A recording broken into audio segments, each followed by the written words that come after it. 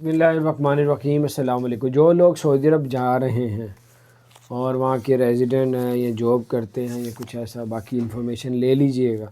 उनके लिए अच्छी खबर यह है कि उधर की हुकूमत का बताना है कि 3000 दिरहम तक, 3000 रियाल तक जो है आप सामान जो है उसके अंदर अंदर आप सामान लेके जा सकते हैं। उसमें कोई भी टैक्स नहीं लगाया जाएगा। हाँ, 3000 रियाल से ऊपर की लागत होगी तो उस पर जो है टैक्स लगेगा, आपको पे करना पड़ेगा, कस्टम पे करना पड़ेगा।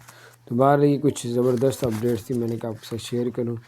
अल्लाह ताला आप सबको और हम सबको हर तरह की मुसीबत आफ़तों से बचा के रखें। अगर आपने हमारे चैनल को सब्सक्राइब नहीं किया तो ज़रूर सब्सक्राइब कर दें, बेल आइकन प्रेस कर दें ताकि नई सी अपडेट्स आप तक पहुँचती रहे। अस्सलामु अलैकुम रहमतुल्लाहि व बरकातुहू।